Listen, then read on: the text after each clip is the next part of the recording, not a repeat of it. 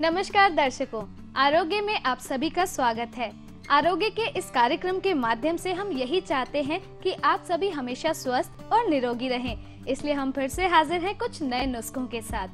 दर्शकों, अभी तक हमने बात की चेहरे के बारे में कि किस तरह से सुंदर दिखा जाए, दांतों के बारे में, नाक के बारे में, आंखों के बारे में और कानों के बारे में, लेकिन गला भी हमारे शरीर का एक बहुत महत्वपूर्ण अंग है। आज इसी के बारे में जानेंगे वैद्य जी से कि किस तरह से अपने गले को स्वस्थ और निरोगी रखा जाए। तो सबसे पहले स्वागत करते हैं वैद्य दीपक जी का। वैद्य जी, आपका बहुत बहुत स्वागत है हमारे स्टूडियो में। आज हम गले के बारे में बात करेंगे, आपसे जानेंगे कि किस तरह से हम अपने गले को बिल्कुल सही और स्वस्थ रख सकते हैं। लेकिन आज मैं चाहती हूँ कि आज के इस कार्यक्रम की शुरुआत आपके किसी मुहावरे से हो। मिर्च कुलंजन बावची बच पिप्पर और पान, शहद मिलाकर चाटिए कंठ को किला गान। मतलब जी, मिर्च कुलंजन बावची काली मिर्च, कुलंजन पान की जड़, बावची बच दूधी बच, बच पीपर पीपली और पान का पत्ता, पान का रस। मिर्च कुलंजन बावची बच पीपर और पान, इन सबको यदि हम शहद के साथ मिलाकर चाटेंगे तो गले की तो बीमारी दूर होंगी होंगी जी, लेकिन साथ में सरस्वती का वास भी होगा और आवाज़ इतनी सुंदर होगी कि ये इच्छा करेगी कि सुनते रहें। फिलहाल मैं ये चाहती हूँ कि आप हमें ये बताएं कि गले में किस किस तरह की बीमारियां हो सकती हैं। ऋचा जी, सबसे पहले गले में खराश, ये एक बीमारी है। गले में टॉन्सिल्स का बढ़ना या इन्फेक्शन होना, पैरेंजाइटिस, मुख्यतः यही बीमारी है। कई बार हमारे मुंह में, दांत में जख्म बन जाए, पस पड़ जाए, उसके कारण भी एलर्जी हो जाती है। बहुत ज़्यादा ठंडा लेने से या बहुत ज़्यादा खट्टा लेने से, ख़ास तौर से जंक फूड में सिरका हुआ, इस तरह की चीज़ें लेने से या अचार लेने से या बहुत खट्टा नींबू लेने से भी कई बार गले में खराश हो जाती है। और कई बार देखा गया कि हमारी गिल्टी अंदर बढ़ जाती हैं, जिसको टॉन्सिल्स भी कहते हैं, आयुर्वेदिक भाषा में, देसी भाषा में तुंडी केरी भी कहते हैं। ये फूल जाती हैं तो कहते हैं कि टॉन्सिल की बीमारी हो गई। और ये कोई बहुत बड़ी बीमारी नहीं है, लेकिन इससे आदमी बहुत ज़्यादा परेशान हो जाता है, ना खाने का ना पीने का, और हर 2 मिनट में खांसने का। खांसते खांसते क्या होता है कि हमारा पेट भी कई बार खिंच जाता है। तो बीमारी तो बहुत छोटी है, लेकिन इसका असर बहुत गहरा है। रात को सोने के लिए लेटे हम, खांसी आ रही है, थोड़ी बहुत नींद आने कोई, वो भी चली गई, तो आदमी परेशान हो जाता है। तो ये बीमारी बहुत बड़ी नहीं है, लेकिन बहुत बड़ा रूप दिखा देती है। जी, तो जैसे कि आपने गले की बीमारियों के बारे में बताया, तो सबसे पहले मैं बात करना चाहूँगी गले की खराश के बारे में। बहुत सारे कारण बताए आपने, और क्या क्या कारण हो सकते हैं गले की खराश के, और किस तरह से आयुर्वेद में इसका इलाज किया जा सकता है?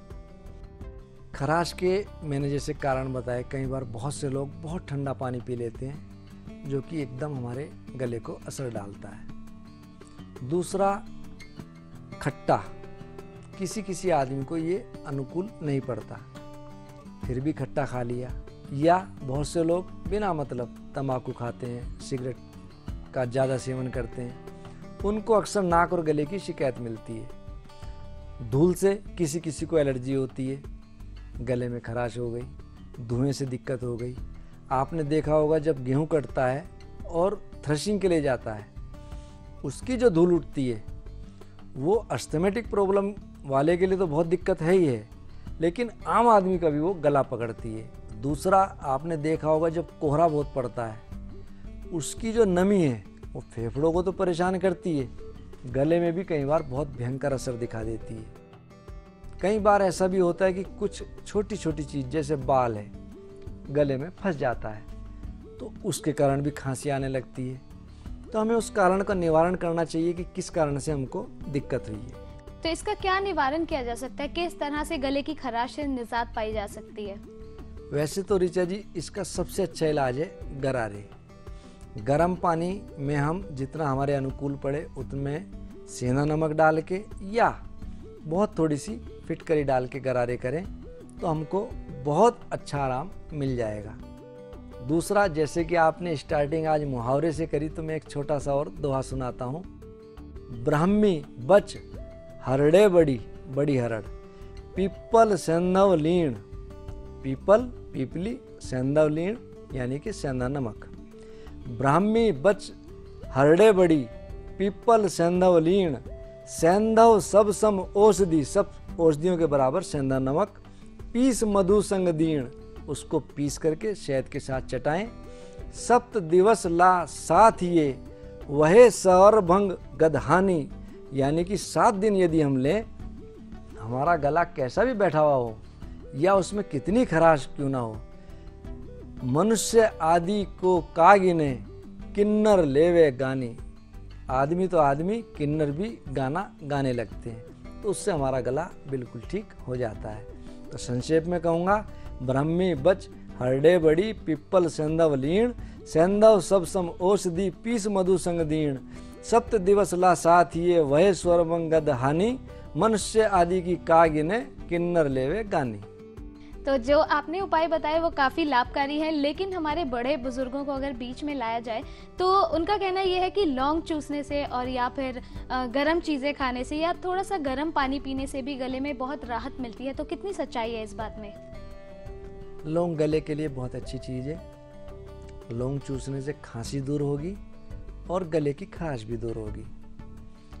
और मैंने पहले भी कई बार कहा सीतोपलादी के बारे में, सी मिश्री, ता तवाशीर बंसलोचन, पै पीपली, ला इलायची छोटी इलायची, दी दालचीनी, सी तो पलादी 16, 8, 4, 2, 1 इसका रेशो लेकर के हम घर में कूट के उसको सेवन करें तो उससे हमें बहुत लाभ मिलता है।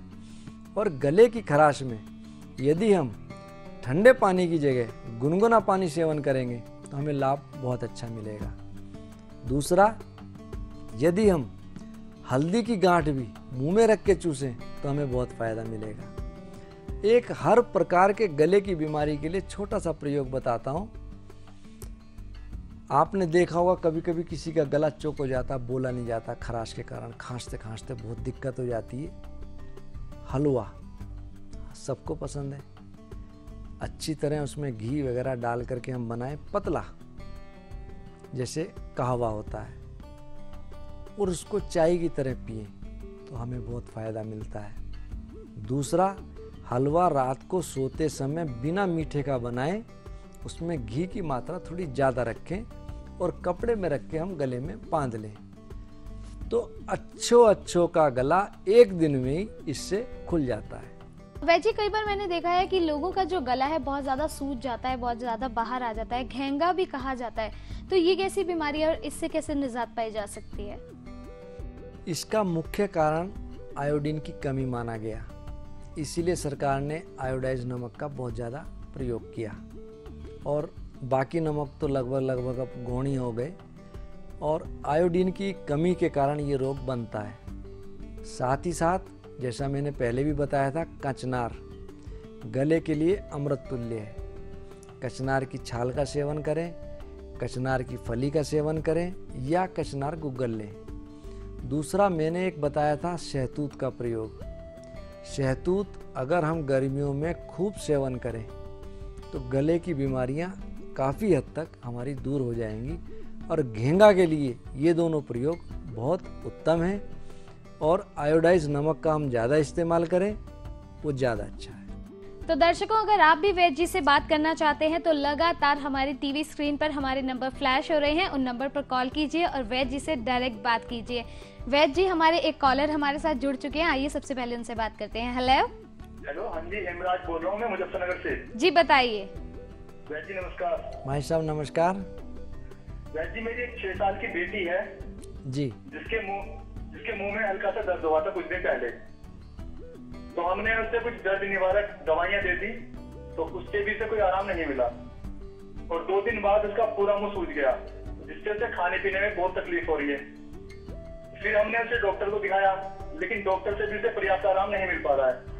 तो वैद्य जी, उसके बारे में कोई एक अच्छा सा उपचार बताइए, मतलब जिससे हमारी बेटी पूर्ण तरह से स्वस्थ हो जाए और उसकी गले की परेशानी दूर हो जाए। हेमराज जी, आप उसको बाजार से अगर मिल जाए वृहत वासा वले इसका प्रयोग कराएं। अन्यथा अगर घर के आसपास काला बांसा खड़ा हो तो सबसे अच्छा। यदि काला बासा नहीं है तो सफ़ेद बासा भी चल जाएगा। उसको लेकर धोकर उसको फूंक लें, उसकी राख बच्चे को चटाएं। आपको इस समस्या से निजात मिल जाएगी। और वासावले यदि आपको मिलता है तो आप बच्चे को आधी चम्मच 1 कप पानी में उबालकर दिन में 2 या 3 बार प्रयोग कराएं। इस प्रयोग से उसकी मुंह की दिक्कत काफ़ी हद तक दूर हो जाएंगी। तो उम्मीद है कि आपकी बच्ची बहुत जल्दी ठीक हो जाएगी। लेकिन रुख लेते हैं अपने अगले कॉलर की ओर। हेलो। हेलो। हाँ जी, कौन बोल रहे हैं? जी मैं अवधेश बोल रहा हूँ बनारस से। जी बताइए। मैम मेरा शरीर बहुत कमजोर है, मैं बहुत पतला हूँ और मैंने वजन बढ़ाने के लिए काफी उपचार कर लिए हैं। कई डॉक्टरों को दिखाया, कई वैद्य को दिखाया, उन्होंने कई उपचार बताए, टीके वगैरह भी लगाए। मैंने केले भी खा के देखे दूध के साथ, मैंने सब कुछ करके देख लिया, मेरा वजन नहीं बढ़ने को है। जी वैद्य से मैं यही दरख्वास्त करना चाहूंगा कि मेरी जो समस्या है उसका उसी समाधान मुझे बताएं। जी अवधेश जी, केले का प्रयोग आपने किया, अच्छी बात है, और आपको इसमें सफलता नहीं मिली तो मैं आपसे एक बात कहूँगा कि भूल कर भी स्टेरॉइड्स मत लेना। एलोपैथिक में इन चीज़ों का कोई सोल्यूशन नहीं है।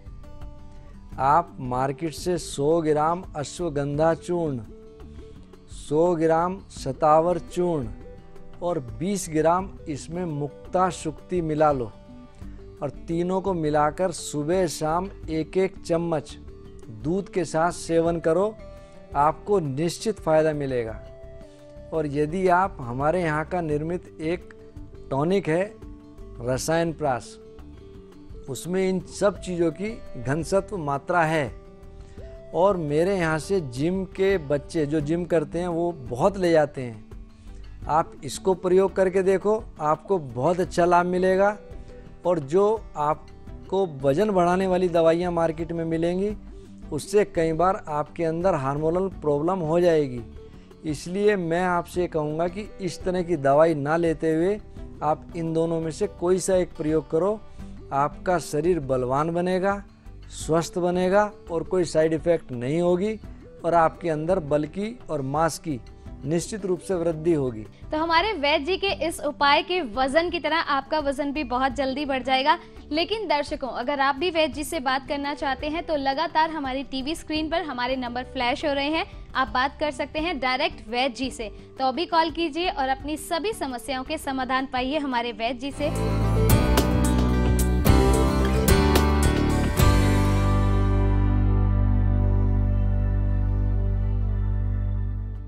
फिलहाल लेते हैं एक छोटा सा ब्रेक और आते हैं कुछ नई जानकारियों के साथ।